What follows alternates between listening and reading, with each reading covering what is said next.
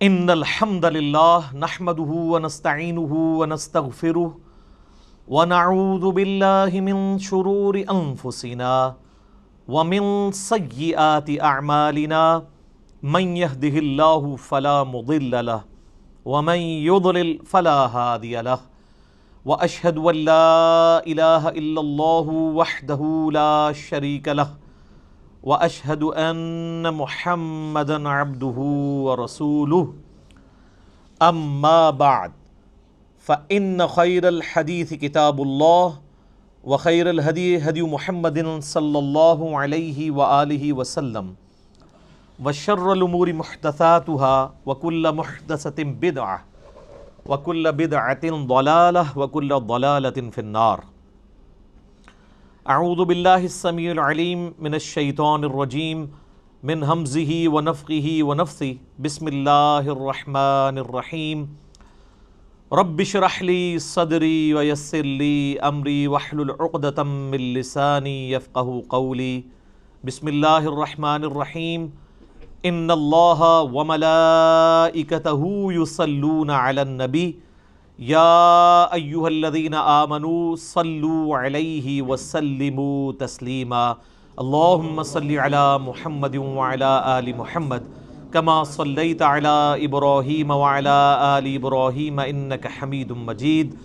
اللہم بارک علی محمد وعلی آل محمد کما بارکت علی ابراہیم وعلی آل ابراہیم انک حمید مجید۔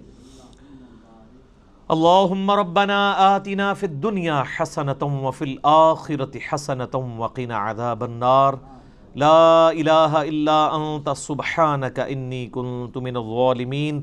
حسبنا اللہ ونعم الوکیل۔ یا حی یا قیوم برحمتک استغیث ولا حول ولا قوة الا باللہ العلی العظیم۔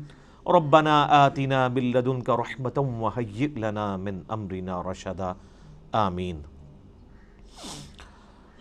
میرے بھائیو، الحمدللہ آج 20 اکتوبر 2019 کو سنڈے کے دن بمطابق 20 صفر المظفر 1441 ہجری ہم انشاءاللہ تعالی اپنا نیا سلسلہ قرآن حکیم کی قرآن کلاسز کا شروع کرنے جا رہے ہیں، اور اس کا انشاءاللہ آج پہلا لیکچر انٹروڈکشن سے ریلیٹڈ ہوگا، قرآن حکیم کے تعارف پہ۔ اور اس سیریل کا نام ہم نے رکھا ہے قرآن آسان ترجمہ اور تفسیر، یعنی آسان با محاورہ ترجمہ اور تفسیر قرآن حکیم کی آیات سے اور صحیح الاسناد احادیث کی روشنی میں انشاءاللہ تعالی۔ اور کوشش یہی ہے کہ اس نئے سلسلے میں ٹو دی پوائنٹ ڈسکشن کی جائے، کیونکہ آپ کو پتہ ہے کہ پچھلا جو ہمارا قرآن حکیم کا ایک پورا دورہ ریکارڈ ہوا ہے وہ 9 سالوں میں ہوا ہے، 344 لیکچرز کے اندر۔ اب اتنے ڈیٹیل لیکچر نہیں ہوں گے، البتہ کوشش یہ ہوگی کہ جتنی ضروری انفارمیشن ہے وہ ضرور ڈسکس کی جائے۔ آج کی ہماری اس سلسلے کی پہلی کلاس ہے، اور اس کلاس کے اندر ہم انشاءاللہ کوشش کریں گے کہ قرآن حکیم سے متعلق 40 بنیادی انفارمیشنز جو ہیں وہ ڈسکس کریں، جو ایک مسلمان کے علم میں ہونی چاہیے، اور ان پوائنٹس کے کانٹیکسٹ میں جتنی ضروری گفتگو ہوگی وہ میں کروں گا، ورنہ تو یہ 40 پوائنٹس کے اوپر 40 گھنٹے بھی گفتگو ہو سکتی ہے، لیکن اس گفتگو کی ضرورت نہیں ہے۔ یہ مسلمانوں کے اجماعی عقیدے ہیں، کوئی اس میں دوسری رائے نہیں ہے، اور جتنی انفارمیشن ریکوائرڈ ہے وہ انشاءاللہ میں ڈسکس کروں گا۔ اللہ کا نام لے کے شروع کرتے ہیں میرے بھائیو۔ علمی پوائنٹ نمبر 1 وہ یہ ہے کہ ہم مسلمانوں کا یہ بنیادی عقیدہ ہے کہ یہ جو قرآن حکیم ہے یہ اللہ تبارک و تعالی کی کتاب بھی ہے اور اللہ کا کلام بھی ہے۔ باقی جتنے بھی اس سے پہلے صحائف نازل ہوئے یا کتابیں، ان کے بارے میں کلیم ہے کہ وہ اللہ کی کتابیں ہیں، لیکن یہ وہ کتاب ہے جو صرف کتاب یا سلیبس نہیں ہے، بلکہ اللہ تعالیٰ کا کلام ہے۔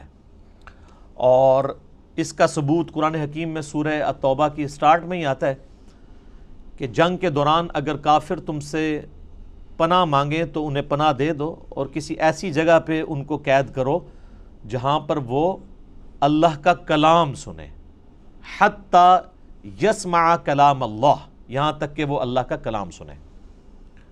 اور یہ بھی مزے کی بات میں آپ کو بتاؤں، بڑی حیران کن، قرآن حکیم کے علاوہ جتنی بھی الہامی کتابیں ہیں، اولڈ ٹیسٹمنٹ ہو، نیو ٹیسٹمنٹ یعنی تورات، انجیل اور باقی کتابیں ہیں، زبور بھی، ان کتابوں کو اگر آپ پڑھیں گے تو ان کتابوں میں ان کتابوں کا نام موجود نہیں ہوگا، ظاہر ٹیمپرڈ فارم میں۔ یہ ہم نے اسے بائبل کا نام دیا ہوا ہے نا، باہر جو لکھا ہوا ہے، پوری بائبل کے اندر بائبل کا ذکر نہیں ہے، لیکن قرآن حکیم میں سینکڑوں مقامات پر قرآن کا نام آیا ہے، بائی نیم اس کتاب کو مینشن کیا گیا، یاسین والقرآن الحکیم، وَأُوحِيَ إِلَيَّ هَذَا الْقُرْآنُ لِأُنذِرَكُمْ بِهِ وَمَنْ بَلَغَ فَذَكِّرْ بِالْقُرْآنِ مَنْ يَخَافُ وَعِيدٍ۔ کئی آیات ہیں قرآن حکیم میں جن میں قرآن کا لفظ آیا ہے، اور قرآن کا لفظی مطلب ہے بار بار پڑھی جانے والی کتاب۔ قرات ہم اردو میں بھی استعمال کرتے ہیں، عربی کا لفظ ہے۔ تو یہ پہلی بنیادی انفارمیشن ہے کہ یہ صرف کتاب نہیں ہے بلکہ اللہ کا کلام بھی ہے، اور چونکہ یہ اللہ کا کلام ہے لہٰذا اللہ کی صفت ہوئی، اور اللہ کی صفت ہے تو یہ پھر مخلوق نہیں ہے، غیر مخلوق ہے۔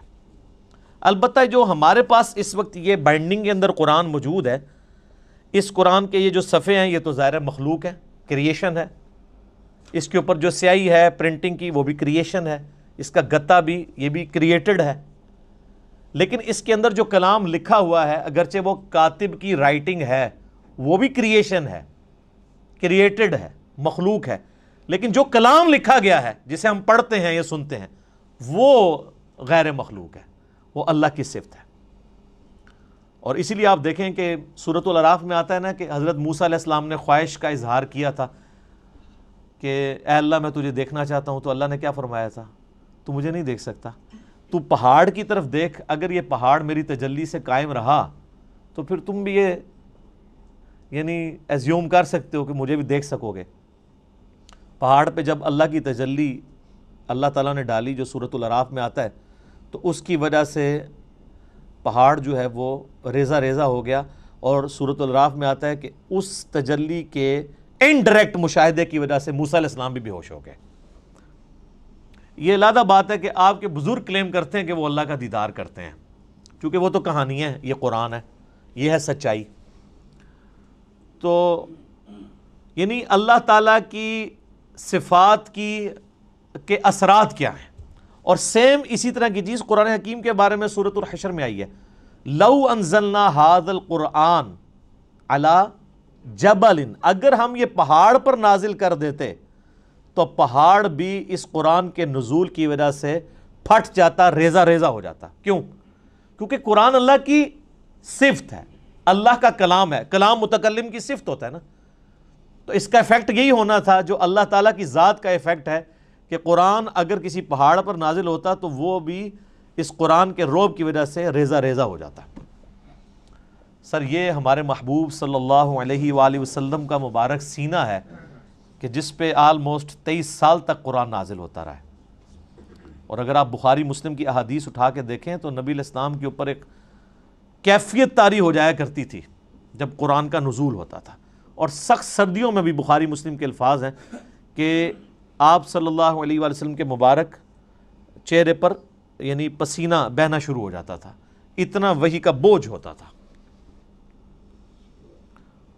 اور اس حالت میں صحابہ کرام آپ کو دیکھ نہیں سکتے تھے، چہرہ مبارک سرخ ہو جاتا تھا، اور جس طرح یہ خراٹے لینے کی آواز ہے نا، اس طرح بخاری مسلم میں آتا ہے اس قسم کی آواز آپ کے منہ سے نکلنا شروع ہو جاتی تھی، اور پھر صحابہ کرام جو ہیں وہ سارے سر جھکا لیتے تھے یوں، اور آپ علیہ السلام کے سر مبارک کے اوپر ایک بڑی چادر دے دی جاتی تھی حتیٰ کہ آپ اپنی وہ اس حالت میں واپس آئیں، یعنی آپ صلی اللہ علیہ وآلہ وسلم پر یہ حالت طاری ہوا کرتی تھی۔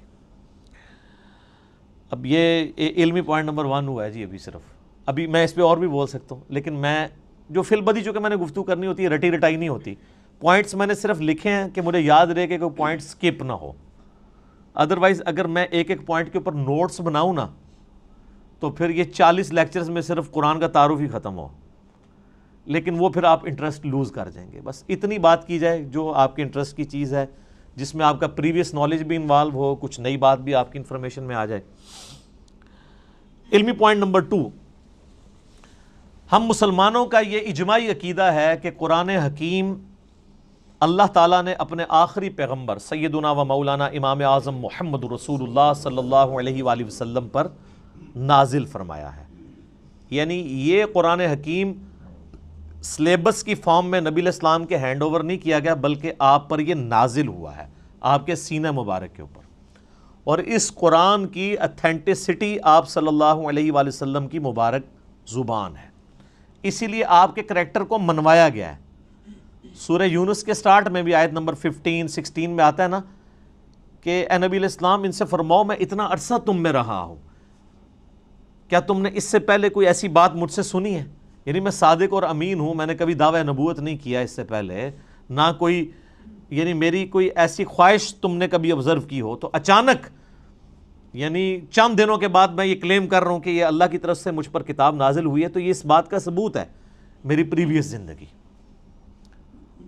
تو یہ آپ صلی اللہ علیہ وآلہ وسلم پر نازل ہوئی. اب یہ ٹاپک بھی گھنٹوں کا محتاج ہے اگر صرف اس ٹاپک کو ایڈریس کیا جائے کہ نبی علیہ السلام پر یہ قرآن نازل ہوا, اس قرآن کی اتھینٹسٹی کے حوالے سے, لیکن میں اسے سکپ کرتا ہوں.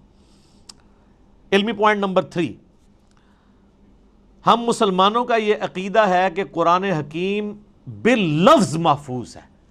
یہ کتاب بالمفہوم نہیں ہے کہ نبی علیہ السلام نے پڑھ کے سنائی تو صحابہ نے جو سمجھا اس کو سلیس عربی کے اندر اپنے یعنی ذہن کے مطابق لکھ دیا. نہیں, ایک ایک لفظ من و ان ویسا ہی ہے جیسا کہ اللہ تعالیٰ نے نازل فرمایا, کوئی انٹرپریٹیشن نہیں ہے اس کی, بالمفہوم نہیں ہے, باللفظ ہے. اور یہ عقیدہ صرف قرآن کے بارے میں. یہ بعض لوگ کہتے ہیں نہیں ہم حدیث کو بھی قرآن کا درجہ دیتے ہیں. حدیث کے بارے میں اجماعی عقیدہ ہے کہ حدیث بالمفہوم ہے, چند باتیں باللفظ بھی ہیں, جیسے ہم نماز کے اندر جو کچھ پڑھتے ہیں وہ بخاری مسلم میں نبی علیہ السلام کی احادیث ملتی ہیں, آپ نے ان کو تعلیم فرمایا. لیکن اوورآل آپ علیہ السلام کے حوالے سے جو چیزیں بیان کی جاتی ہیں بالمفہوم ہے. اور یہی وجہ ہے کہ آپ احادیث کی کتابیں کھولیں گے نا تو کئی احادیث کے اینڈ پہ وہ راوی کہتا ہے او کما قال علیہ السلام, یا جیسا پھر رسول اللہ نے فرمایا تھا. یعنی مجھے یہ بات پتہ چلی, مجھے یوں سمجھ آئی, یا جیسے پھر آپ نے فرمایا تھا, مفہوم یہی تھا. اور آپ بخاری مسلم اٹھا کے دیکھیں, آپ کو درجنوں احادیث ملیں گی کہ ایک ہی مجلس میں آپ صلی اللہ علیہ وآلہ وسلم نے کوئی بات ارشاد فرمائی ہے, کئی صحابہ نے اس بات کو رپورٹ کیا ہے, سب کے الفاظ میں تھوڑا بہت فرق ہے, اوورال مفہوم ٹھیک ہے, لیکن کسی سے کچھ سکپ ہو گیا, کسی سے کچھ. مثلا اب یہاں پہ تقریباً آلموسٹ 100 کے قریب لوگ بیٹھے ہوئے ہیں, میں یہاں پہ 55 منٹ کے اندر کتنی باتیں کروں گا. اب باہر نکل کے ان میں سے کتنے % لوگ ہیں جو من و ان میری ایک ایک بات کو پروڈیوس کر سکتے ہیں باہر جا کے؟ نہیں کر سکتے. کچھ کو کچھ حصہ یاد ہوگا, کچھ کو کچھ, اس طریقے سے. اوورال سب کو جمع کریں گے تو آلموسٹ آپ کامیاب ہو جائیں گے اس پوری مجلس کو. یہ ویڈیو ریکارڈ تو اس زمانے میں نہیں تھا, اس لیے تو ویڈیوز بنائی جاتی ہیں تاکہ کوئی چیز سکپ نہ ہو. تو اس وقت تو لوگ کریمنگ کے اوپر اعتبار کرتے تھے, نبی علیہ السلام سے سنتے تھے, یاد کرتے تھے, پریکٹس کرتے تھے, آگے باتیں پہنچاتے تھے. اور اس کا آپ کو بہترین نمونہ صحیح مسلم میں ملے گا. بخاری میں آپ کو ان چیزوں کا آئیڈیا نہیں ہوتا کیونکہ بخاری میں احادیث سکیٹرڈ فارم میں ہے. مسلم شریف میں ایک مجلس کی نبی علیہ السلام کی ایک وقت کی احادیث کے جتنے طرق آئے ہیں نا مختلف چینز سے, وہ آپ کو ایک جگہ ملیں گے. مثلا مسلم کی پہلی حدیث یہی ہے مولا علی علیہ السلام سے, اور بخاری میں بھی موجود ہے کہ نبی علیہ السلام نے فرمایا جس شخص نے میری طرف جھوٹی حدیث منسوب کی وہ اپنا مقام دوزخ میں دیکھ لے.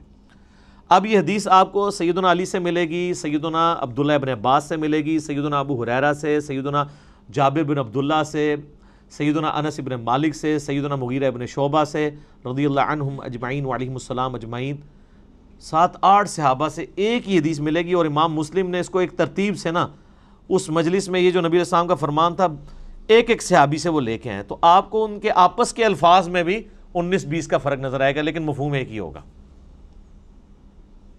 اسی لیے مسلم شریف کی ترتیب کو کہا جاتا ہے کہ حدیث کی کتابوں میں سب سے بیسٹ جو ترتیب ہے وہ صحیح مسلم کی ہے, کیونکہ آپ کو یہ اندازہ ہو جاتا ہے کہ ایک مجلس میں کوئی چیز سکپ نہیں ہوئی. ایک حدیث کو کئی راوی اور کئی صحابہ کے شاگرد آگے تابعین بیان کر رہے ہوتے ہیں, سارے الفاظ آپ کو ایک جگہ مل جاتے ہیں. لیکن اللہ کا شکر ہے کہ یہ جو پرابلم ہے یہ قرآن حکیم کے کیس میں نہیں ہے.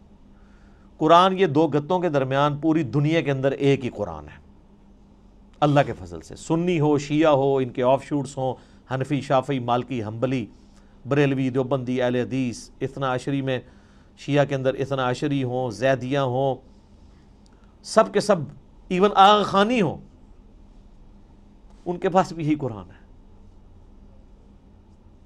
تو اس حوالے سے قرآن حکیم کو یہ یعنی اعزاز حاصل ہے، بلکہ اس امت کا اعزاز ہے کہ ان کے پاس وہ کتاب ہے جو بالکل اسی طریقے سے محفوظ ہے. اور آج تو بڑا آسان طریقہ ہے، ہمارے پاس وہ نسخے موجود ہیں جو سیدنا عثمان نے لکھوائے تھے اس زمانے میں، من و عن وہ نسخے موجود ہیں. اور آج بڑا آسان طریقہ ہے، کاربن ڈیٹنگ اسے کہتے ہیں، جس سے آپ کسی بھی چیز کی لائف فائنڈ کر سکتے ہیں یہ کتنی پرانی ہے.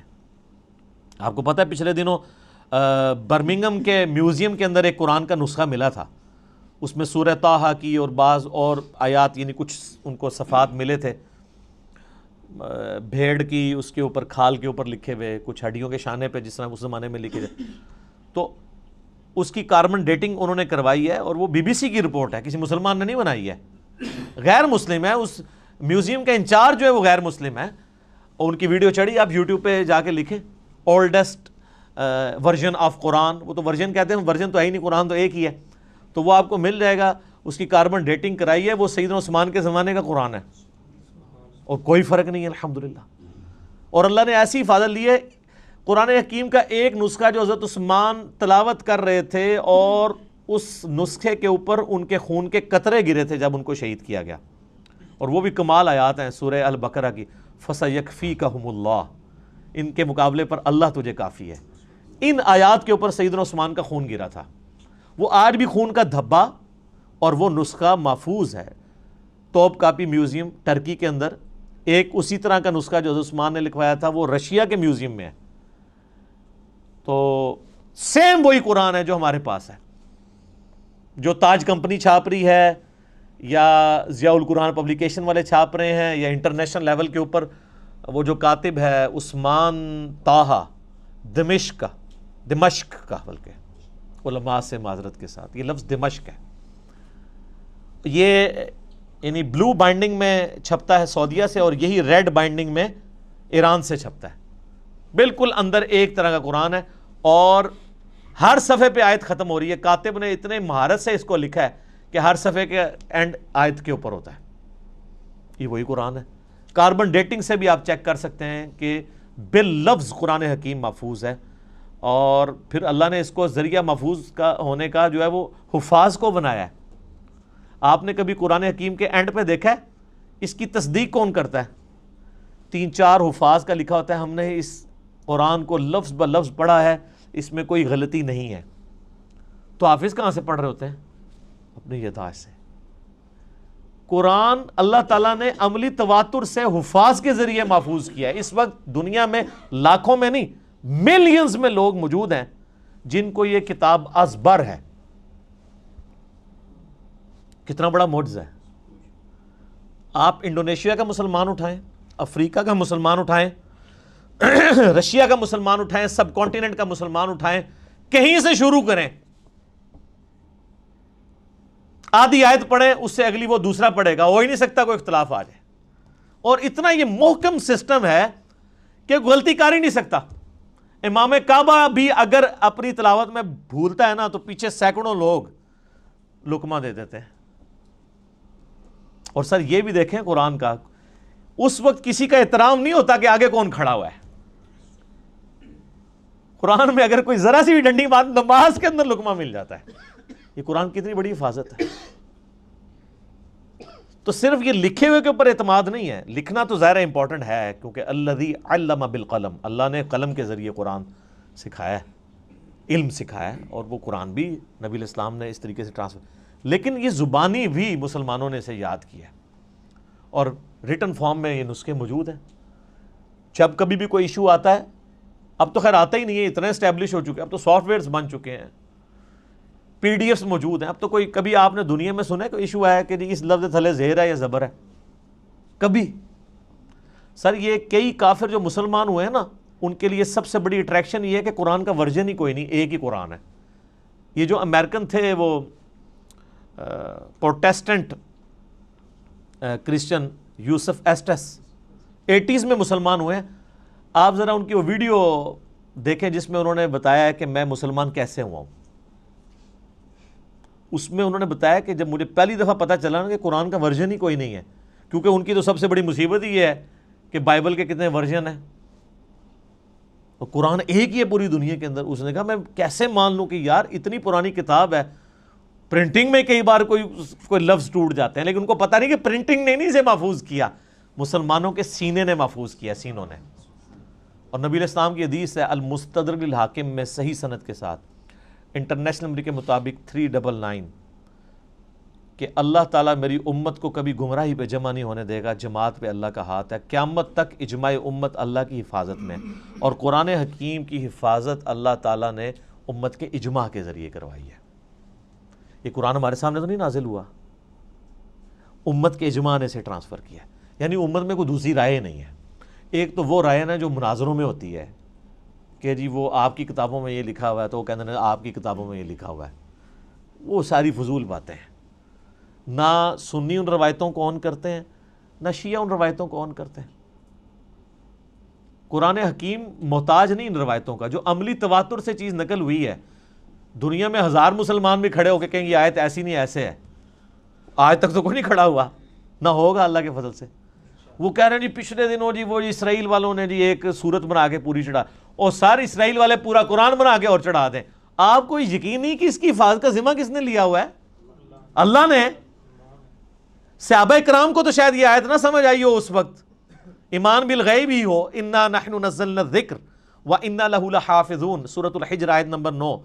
بے شک اس القرآن کو، الذکر کو، اللہ کی یاد دلانے والی کتاب کو ہم نے نازل کیا، ہم اس کی حفاظت کرنے والے ہیں۔ ان کے لیے تو یہ تھیوری تھی نا، لیکن ہمارے لیے تو پریکٹیکل ہے۔ ہم تو 1500 سال تاریخ میں دیکھ سکتے ہیں کہ کوئی ٹیمپر نہیں ہوا، کتنا برے وقت مسلمانوں پہ آئے ہیں۔ ایک وہ وقت بھی آیا کہ ہلاکو خان نے بغداد کی ساری لائبریریز جو ہیں وہ دریائے دجلہ میں بہا دی تھی، تو قرآن کو تو کوئی فرق نہیں پڑا۔ اور وہ جو برمنگم کا نسخہ ہے نا ان کے پاس جو نکلا ہے، وہ انگریزوں کے دور حکومت میں ان کے پاس وہ نسخہ ہاتھ لگا تھا، پھر وہ انہوں نے انگلینڈ میوزیم میں شفٹ کر دیا تھا، کیونکہ انگریزوں کی حکومت پھر سلطنت عثمانیہ ٹوٹنے کے بعد عراق کے اوپر بھی رہی ہے۔ اس دوران انہوں نے پرانی کسی لائبریری سے اسے شفٹ کیا تھا، جو ہلاکو خان کی تباہی کی وجہ سے بچ گئے ہوئے تھے نسخے۔ تو قرآن حکیم کو اللہ تعالیٰ نے اس طریقے سے محفوظ کیا۔ اچھا، یہ جب میں نے پوائنٹ لکھے تھے نا تو میں نے کہا تھا میں ایک منٹ میں ایک پوائنٹ بیان کروں گا تو 40 منٹ میں ختم ہو جائے گا، لیکن یہ تو ان لوگوں کا ختم ہوتا ہے جنہوں نے خبریں پڑھنی ہوتی ہیں، جنہوں نے درد دل سامنے رکھنا ہوتا ہے، جنہوں نے ایک کمپریہنسو نالج گین کیا ہوتا ہے، جن کو پتہ ہے کہ اس وقت دنیا کیا سوچتی ہے اسلام کے بارے میں، تو ان کے لیے تو پھر یہ ایک پوائنٹ کو ڈسکس کرنا ہے 1 منٹ کے اندر ناممکن ہو جاتا ہے، مختصر یہ کام ہو نہیں سکتا۔ پھر میں نے اپنے بھائیوں سے مشورہ بھی کر لیا تھا کہ اگر ہم بالکل اسٹرکٹلی اس کے ساتھ اٹیچ رہیں گے کہ ہم نے اتنے منٹ میں اتنی چیزوں کو ختم کرنا ہے، تو پھر وہ فی البدی گفتگو کا جو حسن ہے وہ ختم ہو جائے گا، پھر کئی پوائنٹس رہ جائیں گے جو ضروری ہوں گے، جو ایک مسلمان کو پتہ ہونے چاہیے۔ علمی پوائنٹ نمبر 4 وہ یہ ہے میرے بھائیوں کہ قرآن حکیم اپنی اصلی فارم میں لوح محفوظ کے اندر ہے۔ یہ ہمارے ہاتھ میں جو قرآن ہے نا، یہ اس کی اتھینٹک کاپی ہے۔ اصل میں جو قرآن ہے نا وہ اللہ نے لوح محفوظ میں لکھا ہوا ہے، بل ہوا قرآن مجید فی لوح محفوظ۔ سورۃ الواقعہ میں بھی آیا نا کہ وہاں سے اس کو کس نے، تنزیل من رب العالمین، یعنی یہ رب العالمین کا اتارا ہوا ہے۔ لا یمسہ الا المطہرون، یعنی جو قرآن حکیم ہے نا اس کو وہاں پر پاکیزہ فرشتے ہی چھوتے ہیں، کوئی وہاں پہ پہنچ نہیں سکتا۔ اللہ نے اسے اتارا ہے، یہ جنات کے اثر سے نہیں ہے، شیاطین کے اثر سے نہیں ہے، کیونکہ کافروں کا اعتراض تھا نا کہ جی نبی اسلام، اور بعض میں مخلص بھی تھے کہ یار اچانک زندگی کے 40ویں سال میں آپ غار میں جا کے غار حرا میں بیٹھے ہیں، ہو سکتا ہے کسی آسیب کا سایہ ہو گیا ہو، تو اس کی وجہ سے آپ یہ کلام کر رہے ہیں۔ تو وہ تو پھر آپ کو پتہ ہے سیب کے سائے والوں کی حالت یہ تو نہیں ہوتی، ان کی تو حالت ہی کچھ اور ہوتی ہے۔ وہ صحیح مسلم میں بڑی مشہور حدیث ہے نا، ایک بندہ ہے جو جھاڑ پھونک کیا کرتا تھا سیب کے سائے کے لیے، جادو ٹونا کا علاج، اس کا نام تھا ضماد، عربی میں ضاد میم الف اور دال، اردو میں زماد، کئی مسلمان رکھتے بھی ہیں نام وہ، لیکن وہ جن کے نام زماد ہے نا، ان کو پوچھے نا کہ نام آیا کہاں سے ہے، ان بیچاروں کو مسلم شریف کی حدیث نہیں پتہ ہوگی کہ زماد ہے کون تھا۔ وہ جھاڑ پھونک کیا کرتا تھا، مکے آیا تو اس نے سنا کہ یہاں پہ ایک شخص ہے کہ جو بڑا ایک ڈائنامک اس کی لائف تھی، یعنی وہ سب کی آنکھوں کا تارا تھا، ایک کامیاب تاجر بھی تھا اور لوگ اس کے پاس امانتیں رکھواتے تھے، بڑا زبردست، یعنی وہ ایک سمجھ لیں کہ اس معاشرے کے ایلیٹ طبقہ تھا۔ تو اچانک اس کو کچھ ہو گیا اور لوگ پریشان ہیں۔ ظاہر ہے جس نے 40 سال تک کوئی بات ہی نہ کی ہو اس ٹاپک پہ، اور اب وہ کہے کہ میں اللہ کا پیغمبر ہوں، مجھ پہ یہ کلام نازل ہوئے، تو لوگ تو پریشان ہو جائیں گے۔ تو اس نے کہا کہ میں جھاڑ پھونک جانتا ہوں، اگر تو مجھے اس کے پاس لے جاؤ تو مجھے امید ہے کہ میں اس کا علاج کر دوں گا۔ اس کو کیا پتا تھا کہ علاج اس کا نہیں، اس کا اپنا ہو جائے گا۔ تو لوگ اسے لے گئے نبی الاسلام کے پاس، تو آپ صلی اللہ علیہ وآلہ وسلم سے اس نے کہا کہ میں آپ کا علاج کر سکتا ہوں، آپ بتائیں کہ آپ کے ساتھ کیا ایشو ہے، تو اپنا مسئلہ بیان کریں۔ تو آپ صلی اللہ علیہ وآلہ وسلم نے نا کوئی بات نہیں کی، قرآن بھی نہیں پڑھا۔ آپ جو تقریر سے پہلے خطبہ دیتے تھے نا، آپ نے بس وہ پڑھا، ان الحمد للہ نحمدہ ونستعینہ ونستغفرہ ونعوذ باللہ من شرور انفسنا ومن سیئات اعمالنا من یہدہ اللہ فلا مضل لہ ومن یضلل فلا ہادی لہ واشہد ان لا الہ الا اللہ وحدہ لا شریک لہ واشہد ان محمدا عبدہ ورسولہ۔ اب یہ کاش آپ کو عربی آتی ہوتی تو آپ کو پتا ہوتا کہ آپ نے کیا پڑھا ہے صلی اللہ علیہ وآلہ وسلم۔ تو اس نے جب سنا تو وہ ہل گیا، اس نے کہا جی ایک بار ذرا پھر سنائیں۔ دوسری بار، تیسری بار، اس نے کہا جی میں گواہی دیتا ہوں کہ آپ اللہ کے پیغمبر ہیں، اپنا ہاتھ بڑھائیں اور مجھے مسلمان کریں۔ تو حالانکہ جو بندہ ایکسپرٹ تھا جادوگری کا، اس نے بھی کلام سن کے، قرآن نہیں صرف آپ علیہ السلام کا عام کلام سن کے، اس نے کہا نہیں، جنات جن لوگوں کے اوپر اثر ہوتا ہے ان کا اس طرح کا کریکٹر نہیں ہوتا، وہ اس طرح کی باتیں نہیں کرتے، ان کی باتیں تو آل فال ہوتی ہیں، اتنی پریسائز باتیں نہیں ہوتی ہیں۔ پھر نبی علیہ السلام کی مبارک ذات کا ایک روب بھی تھا۔ جو بندہ جادو کا ان ساری چیزوں کا ایکسپرٹ تھا، اس نے ڈکلیئر کر دیا کہ جادوگر نہیں ہے، اور جو جہلات ہے جن کو جادو کا، آسیب کا الف بے بھی نہیں پتا تھا، وہ لوگ نبی الاسلام کو اس کے بعد بھی جادوگر کہتے رہے، نعوذ باللہ۔ ان کی قسمت میں ہدایت نہیں تھی نا، ہونا تو چاہیے تھا کہ جب ایکسپرٹ نے مان لیا کہ نہیں ہے تو تم لوگوں کو تو پتہ ہی نہیں یہ فیلڈ ہے کہ نہیں، تم خام خواہ کہتے ہو۔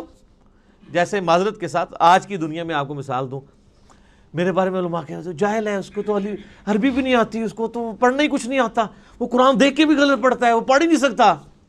ٹھیک ہے، آپ کہتے رہے، تو جو سن رہے ہیں ان کو نہیں پتا کیا ہو رہا ہے، تو ہم ان باتوں کا بھی جواب نہیں دیتے۔ ہم کہتے ہیں ٹھیک ہے یار، آپ نے ہمیں جج کرنا ہے، ہماری ویڈیوز آپ کے سامنے ہیں، آپ ان کو دیکھیں اور جج کریں، آپ کو پتہ چل جائے گا سچائی کیا ہے، جھوٹ کیا ہے، غلط کیا ہے، آپ کو سب کچھ پتہ چل جائے گا۔ تو یہ میرے بھائیوں، یعنی یہ جو آواز حق کے لیے بلند ہوتی ہے نا، اس کے ساتھ ہمیشہ اس طریقے سے یعنی لوگ مسچیف کرنے کی کوشش کرتے ہیں، لوگ یعنی غلط طریقے سے حق کی آواز کو دبانے کی کوشش کرتے ہیں، لیکن اللہ تعالیٰ نے جو آواز اٹھانی ہوتی ہے وہ اللہ تعالیٰ اٹھا دیتا ہے۔ ٹھیک ہے، یعنی اب یہ بھی پوائنٹ ایک اتنا بڑا پوائنٹ ہے کہ یعنی اس کے اوپر ڈسکشن ہو سکتی ہے کہ قرآن حکیم اللہ تعالیٰ نے لوح محفوظ میں رکھا ہوا ہے، اور اپنے اصلی حالت میں یہ ہمارے پاس یہ کاپی ہے۔ کتنی بڑی خوش نصیبی ہے کہ ہمارے پاس وہ کتاب ہے کہ جو اوریجنل کتاب لوح محفوظ میں ہے۔ سورہ زخرف کے سٹارٹ میں بھی آیا نا، اللہ تعالیٰ نے فرمایا کہ یہ کتاب جو ہے ام الکتاب، کتابوں کی ماں، اللہ کی ہارڈ ڈسک لوح محفوظ کے اندر ہمارے پاس ہے۔ اور یہ یاد رکھیے گا، یہ مصحف جس ترتیب میں ہمارے پاس موجود ہے نا، اسی ترتیب میں لوح محفوظ پہ لکھا ہوا ہے، اگرچہ اس کی ترتیب نزول یہ نہیں ہے۔ مصحف کی ترتیب آپ پتہ نا، سورۃ العلق کی پہلی 5 آیات نازل ہوئی ہیں، وہ تو پارہ نمبر 30 میں ہے۔ سورہ بقرہ جو ہے وہ اس وقت نازل ہوئی ہے جب 2/3 قرآن نازل ہو چکا ہوا تھا، مکی قرآن وہ شروع میں ہے۔ لیکن اللہ کے پاس لوح محفوظ میں اسی ترتیب میں ہے، وہ اللہ تعالیٰ نے اس کتاب کو سرکمسٹانسز کے اوپر نازل کیا ہے، اور یہ اس قرآن کی سب سے بڑی خوبی ہے جو کسی اور الہامی کتاب میں نہیں ہے، کہ جو سرکمسٹانسز کے اوپر نازل ہوئی ہے، اور مسلسل 23 سال تک۔ علمی پوائنٹ نمبر 5 میرے بھائیو، قرآن حکیم ہمارے محبوب صلی اللہ علیہ وآلہ وسلم کا واحد معجزہ ہے جس کی بنیاد پہ ہم نبی علیہ السلام کے لیے نبوت کلیم کرتے ہیں۔ ویسے تو آپ کے ٹینجیبل فارم میں فزیکل فینومینا آف نیچر کو توڑنے والے، قانون قدرت کو توڑنے والے کتنے حصی معجزات بخاری مسلم میں رپورٹ ہوئے ہیں۔ میں نے 4 لیکچرز ریکارڈ کرائے ہیں اس کے اوپر، مسئلہ 131A B C D، لیکن دعوی نبوت جس معجزے کے اوپر ہے وہ یہ کتاب ہے۔ کیوں؟ آپ علیہ السلام کی نبوت قیامت تک کے لیے تھی، آپ کا معجزہ بھی ایسا ہونا چاہیے تھا جو قیامت تک کے لیے آپ دکھا سکیں۔ آج حضرت عیسیٰ علیہ السلام کا معجزہ، مردوں کو زندہ کرنے والا، کوئی عیسائی ہمیں دکھا سکتا ہے؟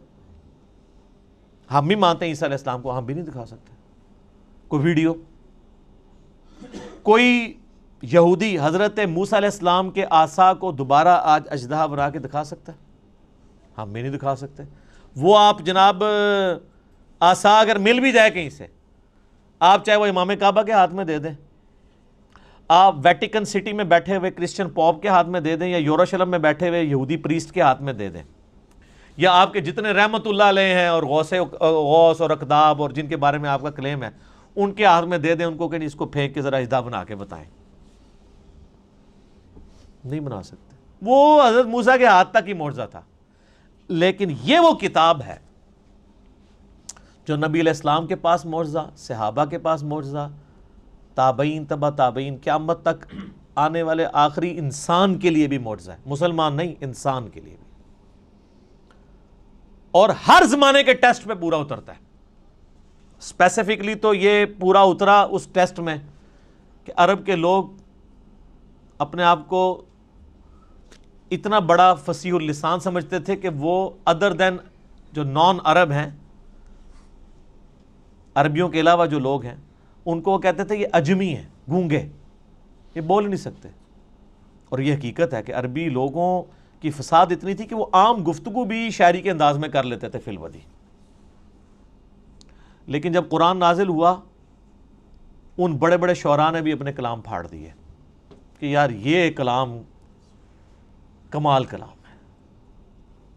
موسیٰ علیہ السلام کے زمانے میں جادوگری عروج پہ تھی، اللہ تعالیٰ نے موسیٰ علیہ السلام کو ایسا معجزہ دیا، جادوگر بھی سجدے میں گر پڑے۔ کتنی دفعہ قرآن میں یہ واقعہ آیا ہے، اور وہ بہت بڑا معجزہ تھا۔ لکڑی کا اژدہا بننا یہ بہت بڑی چیز ہے۔ پلانٹ کنگڈم اینیمل کنگڈم میں بدل رہا ہے، اور پھر اینیمل کنگڈم، پھر پلانٹ کنگڈم میں۔ اس کو ذرا امیجن کریں۔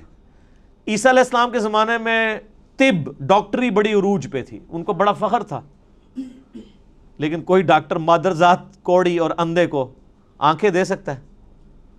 قرآن حکیم میں سورہ مریم کے اندر، سورہ مائدہ کے اندر حضرت عیسیٰ علیہ السلام ہاتھ پھیرتے تھے، آنکھیں آ جاتی تھی۔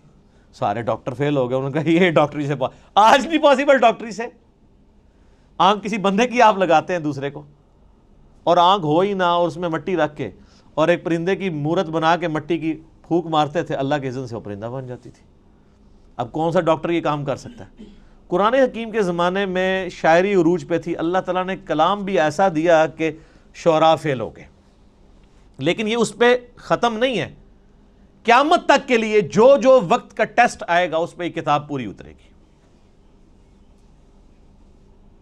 آج سائنس کی دنیا ہے، قرآن حکیم سے کوئی ایک آیت بھی نہیں بتا سکتا جو اسٹیبلش سائنس، ہائپوتھیسس تھیوری نہیں، اسٹیبلش سائنس کے خلاف ہو۔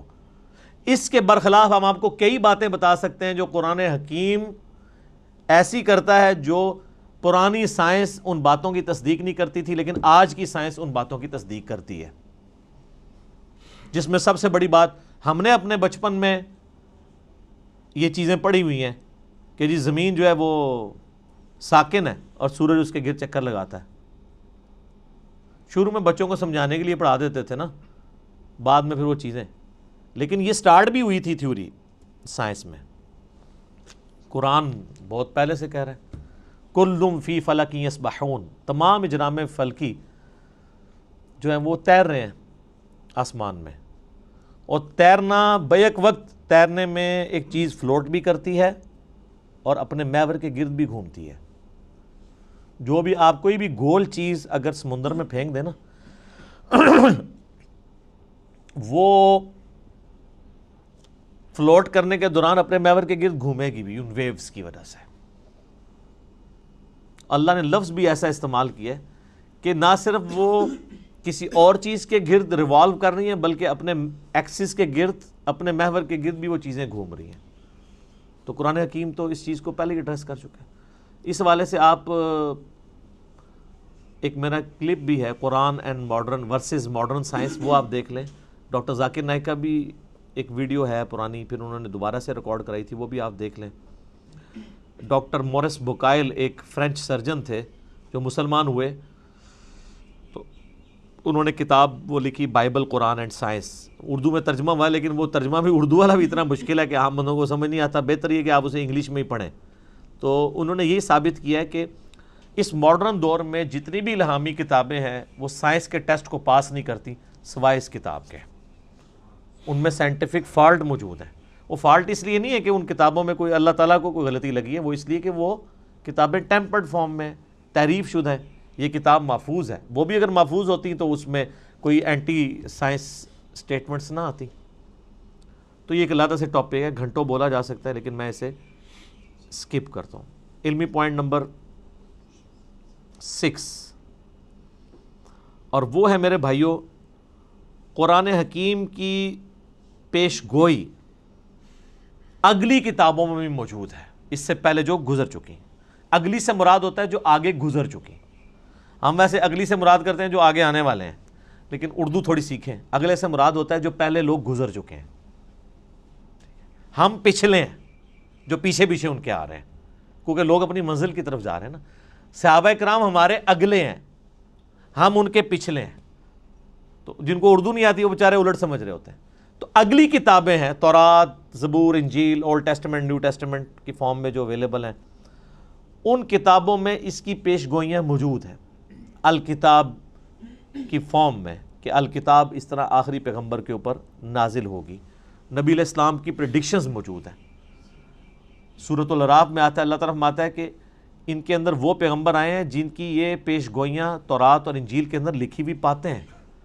سورۃ الانعام کے اندر آیا کہ یہ پروفٹ وہ ہیں کہ یہ اپنے بیٹوں سے زیادہ ان کو پہچانتے ہیں, کہ یہ وہی پیغمبر ہیں جن کی پریڈکشنز تورات اور انجیل کے اندر موجود ہیں. اپنے بیٹے کے بارے میں تو شک نہیں ہوتا نا کسی کو, کہ بچپن سے ظاہر اس کے سامنے پیدا ہوتا ہے, باپ جانتا ہوتا ہے. اس سے زیادہ نبی علیہ السلام کو یہ جانتے ہیں کہ وہی پیغمبر ہیں, لیکن نہیں مانا انہوں نے.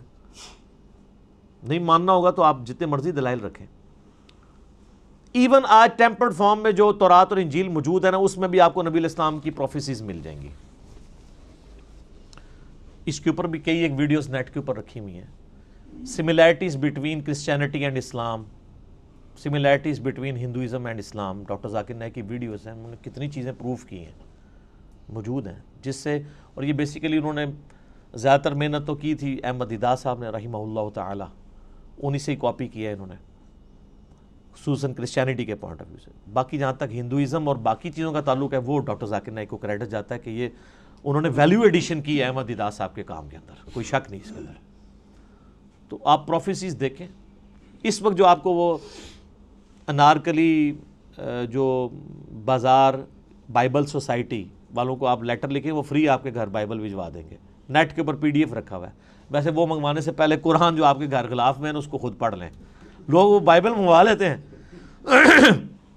قرآن نہیں منگوا کے پڑھتے. قرآن بلکہ منگوانا بھی نہیں, گھر پڑا ہوا ہے.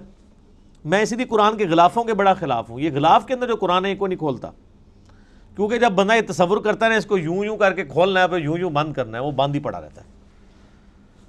کتابیں بھی آپ کسی کو گفٹ کریں اس کے اوپر سے ساری وہ پیکنگز اتار کے دیا کریں, کبھی شاید وہ کھول کے پڑھ ہی لے. وہ آپ پڑھیں تو اس میں آپ کو ڈیوٹرانومی چیپٹر جو ہے تورات کے اندر، اولڈ ٹیسٹمنٹ کے اندر ملے گا، اس کا باب نمبر 18 ہے، اس میں آیت نمبر 18 ہے کہ موسیٰ علیہ السلام کو اللہ تعالیٰ نے وحی کی کہ اے موسیٰ میں تیرے بھائیوں میں سے، بھائی کون؟ بنو اسماعیل، بنو اسرائیل کے بھائی بنو اسماعیل. اور یہ یعنی تورات کے شروع میں پیدائش چیپٹر میں موجود ہے کہ حضرت ابراہیم علیہ السلام کی 2 بیویاں تھیں، 2 بیٹے تھے، جو مین حضرت یعقوب علیہ السلام جو ان کے حضرت اسحاق کے بیٹے تھے، تو وہ آگے ان سے وہ بنی اسرائیل چلے، اور دوسری طرف حضرت اسماعیل تھے. تو میں تیرے بھائیوں یعنی بنو اسماعیل میں سے، بلکہ آج بھی آپ اسرائیل والوں سے پوچھیں، عرب لوگ وہ کہتے ہیں ہمارے کزنز ہیں، وہ مانتے ہیں اس بات کو، عربی ان کو کزن مانتے ہیں. اس لیے ہمیں شک پڑتا ہے اندر سے دونوں ملے ہوئے نہ ہوں، جو کچھ مسلمانوں کے خلاف یہ لوگ کر رہے ہوتے ہیں. ہم اسرائیل کو تسلیم نہیں کیے بیٹھے ہوئے اسلام کی حمیت میں، اور جن لوگوں کی اصل دشمنی تھی وہ ان کے ساتھ پینگیں بڑھا رہے ہیں. تو وہ ڈیوٹرانومی چیپٹر میں 18 نمبر میں آیت نمبر 18 ہے، موسیٰ میں تیرے ان یعنی ماننے والوں کے بھائیوں میں یعنی ان کے کزنز کے اندر تیری مانند ایک رسول اٹھاؤں گا جو ان پہ میری آیات کو تلاوت کرے گا. اور اسی طریقے سے گاسپل آف جان جو ہے، جو اولڈ ٹیسٹمنٹ نیو ٹیسٹمنٹ کٹھے وہ انجیل مقدس چھپی ہوئی ہے، اس میں جو نیو ٹیسٹمنٹ میں گاسپل آف جان ہے، اس کے اندر چیپٹر نمبر 15 سے 18 تک آپ کو کئی آیات ملیں گی. حضرت عیسیٰ علیہ السلام اپنے ماننے والوں کو کہتے ہیں میرا دنیا سے جانا تمہارے لیے رحمت ہے، میں جب جاؤں گا تو میں اپنے رب سے ریکویسٹ کروں گا اس ہستی کو دنیا میں بھیجیں گی جو میرا نام دنیا میں روشن کریں گی. مجھے تم سے بہت کچھ کہنا ہے لیکن تم ابھی ان چیزوں کے متحمل نہیں ہو. وہ جب ہستی دنیا میں آئیں گی تو وہ تمہیں وہ ساری چیزیں تعلیم کریں گی، اور اللہ تعالیٰ ان کے منہ میں اپنا کلام ڈالے گا. یہ جو پروفیسی ہے یہ دنیا میں کسی پروفٹ کے بارے میں نہیں ہے. باقی سارے پیغمبروں کو سلیبس کی فارم میں کتاب تختیوں کی شکل میں موسیٰ علیہ السلام کو ملا ہے. یہ جو اللہ تعالیٰ کلام ان کے منہ سے بلوائے گا، ان کے سینے پہ نازل کر کے، یہ ہے ہی صرف نبی علیہ السلام کے لیے. اچھا، وہ اب اس کے اوپر بھی ٹیکنیکل بحث ہے، عیسائی کیا اعتراض کرتے ہیں، وہ علیحدہ سے ٹاپک ہے، میں اس کو سکپ کرتا ہوں. بہرحال وہ جو ڈیوٹرانومی جس اولڈ ٹیسٹمنٹ والا حوالہ، اس کو کرسچنز اور جوز دونوں مانتے ہیں. نیو ٹیسٹمنٹ کو صرف کرسچنز مانتے ہیں. اس کے اندر یہ جو ہے نا کہ تیرے بھائیوں میں سے تیری مانند رسول اٹھاؤں گا، تو وہ کرسچنز کہتے ہیں یہ جو تیری مانند سے مراد ہے نا، یہ حضرت عیسیٰ کی پیش گوئی ہے کہ حضرت موسیٰ کے بعد حضرت عیسیٰ بھی یہودیوں میں ہی پیدا ہوں گے. اس میں تو کوئی شک نہیں کہ حضرت عیسیٰ بھی یہودی تھے، یہودی النسل تھے، بنی اسرائیل میں سے تھے. لیکن یہ پروفیسی ان کے بارے میں پوری نہیں ہوتی، کیونکہ اس میں الفاظ ہے تیری مانند اور تیرے بھائیوں میں سے. بھائی تو بنو اسرائیل کے بنو اسرائیل نہیں، بنو اسماعیل ہیں، ورنہ تو ہوتا کہ تم ہی میں سے اٹھاؤں گا. بھائی کہنے کی ضرورت ہی نہیں تھی، تیری اولاد میں سے اٹھاؤں گا. نہیں، بنو اسماعیل میں نبی علیہ السلام کے علاوہ تو کوئی پروفٹ بھی نہیں ہے.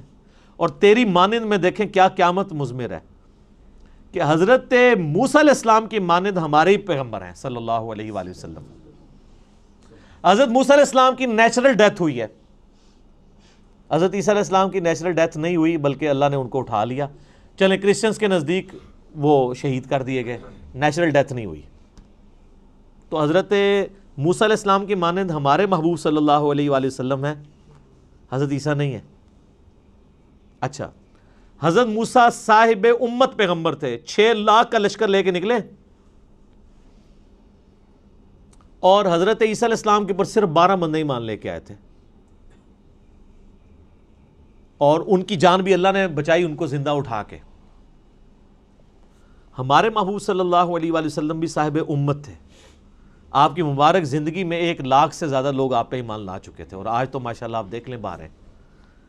اس ریزیملنس میں بھی ہمارے محبوب صلی اللہ علیہ وآلہ وسلم حضرت موسیٰ سے زیادہ ریزیملنس رکھتے ہیں ایز کمپیئر ٹو حضرت عیسیٰ جو موسیٰ علیہ السلام سے رکھتے ہیں. حضرت موسیٰ علیہ السلام کی پیدائش نارمل طریقے پہ ماں باپ کے ذریعے ہوئی ہے، اور ہمارے نبی علیہ السلام کی پیدائش بھی نارمل طریقے سے ماں باپ کے ذریعے ہوئی ہے.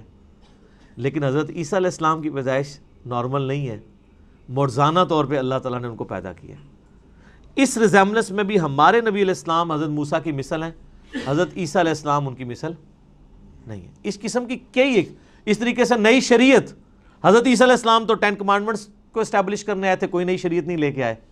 موسیٰ علیہ السلام کی شریعت کو آگے لے کے چلیں. ہمارے نبی علیہ السلام نئی شریعت لے کے آئے، جس طرح کہ موسیٰ علیہ السلام کی شریعت نہیں تھی. اس اعتبار سے بھی ہمارے محبوب صلی اللہ علیہ وآلہ وسلم اور حضرت موسیٰ علیہ السلام کے اندر ریزیمبلنس پائی جاتی ہے جو حضرت عیسیٰ اور موسیٰ میں نہیں پائی جاتی. لہٰذا یہ جو پروفیسی ہے ڈیوٹرانومی کی چیپٹر نمبر 18 ورس نمبر 18 کتاب الاستثناء چیپٹر، یہ من و عن ہمارے محبوب صلی اللہ علیہ وآلہ وسلم کے بارے میں پوری ہوتی ہے اور کسی شخص کے بارے میں نہیں. اب اس میں بھی گھنٹوں بولا جا سکتا ہے لیکن سکپ کرتا ہوں میں اسے. علمی پوائنٹ نمبر 7، قرآن حکیم کی زبان عربی ہے جو آج تک اسی طریقے سے زندہ ہے جو نبی علیہ السلام کے مبارک زمانے میں تھی. سر آج سے 100 سال پہلے کی اگر آپ شیکسپیئر کی انگریزی پڑھیں نا تو آپ کو کئی الفاظ نہیں آئیں گے. شیکسپیئر کی انگریزی تو چھوڑ دیں، آپ فضائل اعمال آج سے 50-60 سال پہلے جو لکھی گئی ہے اس میں کئی اردو کے الفاظ ہیں جو آج مستعمل ہی نہیں ہیں. ہر 50-60 سال کے بعد کتاب تبدیل ہو جاتی ہے اس حوالے سے سمجھنے کے اعتبار سے کہ اس کی جو لینگویج ہے نا وہ چینج ہو جاتی ہے، ایوالو ہو رہی ہوتی ہے.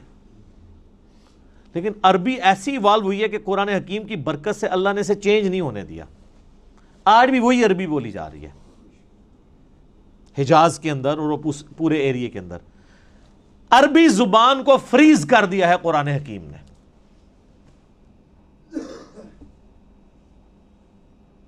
اور قرآن حکیم میں سورہ یوسف کے سٹارٹ میں بھی آیا اِنَّا جَعَلْنَاهُ قُرْآنًا عَرَبِيًّا لَعَلَّكُمْ تَعْقِلُونَ. ہم نے قرآن عربی میں نازل کیا ہے تاکہ تم اس کو سمجھ سکو، تمہاری اپنی زبان میں نازل کیا ہے.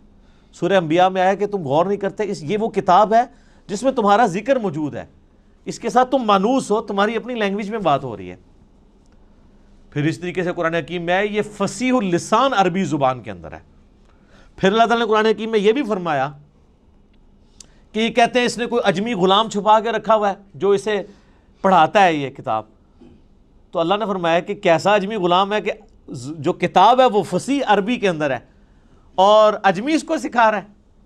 یہ بات یہ نہیں تمہارا یعنی چھڈو جڑی پھڑی بھی جائے ایڈی لمبی چھڑ دے ہو، اتنی لمبی گپ شپ فٹ ہی نہیں بیٹھتی. تو یہ عربی فصیح زبان اور آج تک قرآن کی برکت سے اللہ تعالیٰ نے عربی کو محفوظ رکھا ہے. علمی پوائنٹ نمبر 8، قرآن حکیم کا جو ڈائلیکٹ ہے، لہجہ ہے، وہ عرب کے بادیہ نشین جو پینڈو لوگ، گاؤں کے رہنے والے، ریگستانوں کے رہنے والے، اعرابی جنہیں کہا جاتا ہے، بدو لوگ، ان کے ڈائلیکٹ میں یہ قرآن نازل ہوا ہے.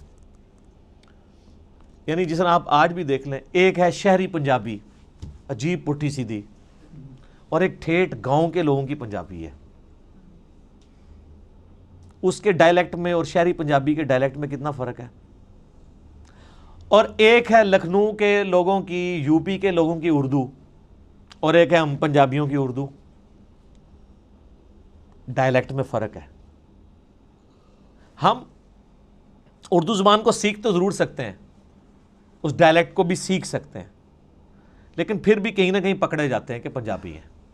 میں نے تو اپنے آپ کافی اوورکم اس اعتبار سے کیا ہے کہ الفاظ کی ادائیگی ٹھیک ہو، لیکن بعض اوقات اپنے لہجے سے پتہ چل جاتا ہے کہ یہ اردو بولنے والا پٹھان ہے، پنجابی ہے، بلوچی ہے، سندھی ہے.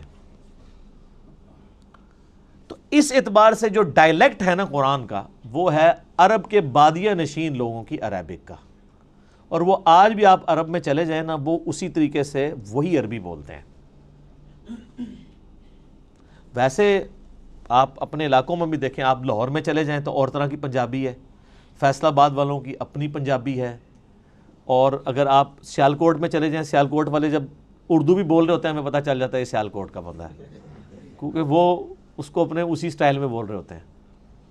اسی طریقے سے جو ہند کو یعنی یہ سطح مرتفع پوٹھوہار کے رہنے والے، ہم بھی پوٹھوہاری ہیں جہلم کے لوگ، یہاں کی ہم تو خیر اتنے پوٹھوہاری نہیں، آپ ذرا پنڈی چلے جائیں نا، ان کی ذرا آپ پنجابی سنیں. ہم تو کہتے ہیں نا ادھر آؤ، وہ کہتے ہیں ادھر آؤ. اب لفظ وہی ہے لیکن ذرا ڈیفرنٹ فارم میں. یہ ڈائلیکٹ کہلاتے ہیں. ایک ہی لفظ دوسری فارم میں جب بولا جاتا ہے لفظ وہی ہے. اب ادھر آؤ اور ادھر آؤ میں بڑا فرق ہے، لیکن لفظ ایک ہی ہے، ڈائلیکٹ کا فرق ہو گیا. ٹھیک ہے، ایک تو نہیں کہ الفاظ ہی ڈیفرنٹ ہے. جس طرح ہم دے کہ نو یعنی وہ فلاں چیز لے کر آؤ، اب تو کہتے ہیں لے آؤ. وہ پنڈی کے لوگ کہتے ہیں کہ نو، وہ ذرا آپ سمجھ لیں ہندکو کے ساتھ مکس ہوئی ہوئی پنجابی ہے، لیکن عربی اللہ تعالیٰ نے ایسی محفوظ کی ہے کہ اللہ کے فضل سے، حالانکہ دوسرے عرب ملکوں میں عجیب و غریب عربی بھی بولی جا رہی ہے، عربی میں گاف کوئی نہیں ہے، لیکن آپ مصر والوں کی عربی سنیں وہ گاف بھی بولتے ہیں. ہاں جی، تو وہ بلکہ وہ طارق جمیل صاحب نے یہ خود سنایا، وہ کہتے ہیں مصر کی ایک جماعت آئی ہوئی تھی، یہ اوریجنل انہوں نے واقعہ سنایا. کہتے ہیں مصر سے ایک تبلیغی جماعت آئی ہوئی تھی، تو کسی گاؤں میں پنجاب کے ٹھہری، تو وہ ان کو نماز کے لیے آگے کیا، تو وہ نماز کے بعد دعا کروانے لگے نا، تو اس نے دعا کی اللہم انی اسألک الگنہ، اللہم انی اسألک، میں تو اس سے گنا مانگتا ہوں. اچھا وہ جنہ کو گنا پڑھتے ہیں، لفظ ہے جیم، تو وہ اس کو گاف پڑھتے ہیں.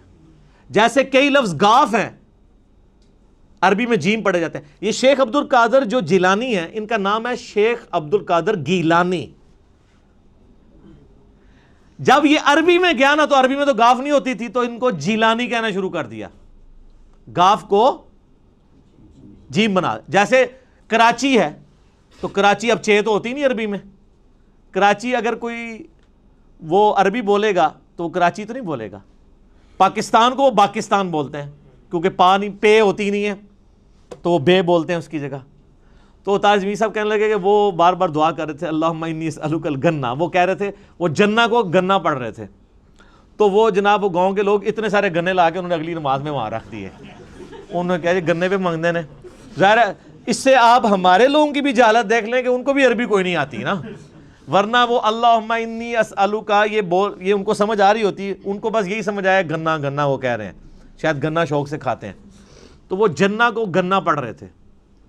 تو اس طرح کا یعنی جو عربک میں ڈیفارمیشن ہے نا، وہ مصر کی عربی میں اور اس طرح کی آئی ہے کہ اس میں الفاظ اس طرح آ گئے ہیں. لیکن جو پیورلی عرب کے لوگ ہیں وہ آج بھی وہی عربی بولتے ہیں جو عربی ہے، اس کے اندر وہ کوئی بھی اس طریقے سے تبدیلی نہیں آئی ہوئی ہے. جس قسم کی تبدیلی جو ہے وہ ہمیں ان لوگوں کے اندر نظر آتی ہے. تو یہ اللہ تعالیٰ نے قرآن حکیم کو محفوظ کیا ہے عربی کی برکت سے. اللہ تعالیٰ نے عربی کو محفوظ کیا ہے قرآن کی برکت سے. عربی اللہ کی زبان ہے نا جی. تو اس پہ بھی اب کافی کچھ بولا جا سکتا ہے. علمی پوائنٹ نمبر 9 وہ ہے میرے بھائیوں، قرآن حکیم جو ہمارا عیسوی کیلنڈر اس وقت چل رہا ہے نا دنیا میں، جس کے مطابق آج 20 اکتوبر 2019 ہے، اس کیلنڈر کے مطابق 610 عیسوی 610 AD اینو ڈومینی، یہ آفٹر ڈیتھ آف عیسیٰ نہیں ہے، یہ اینو ڈومینی ہے، year of the lord.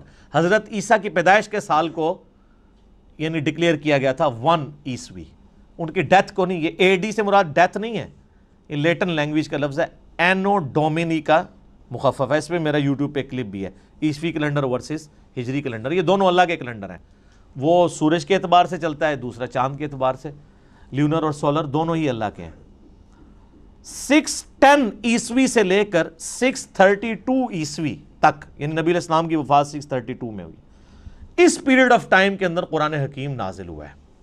Almost یہ 22 سال بنتے ہیں عیسوی اعتبار سے، اور آلموسٹ 23 سال بنتے ہیں تقریباً ہجری اعتبار سے. کیونکہ لیونر ایئر آپ کو پتا ہے نا، ہر سال 10 کا فرق پڑ جاتا ہے.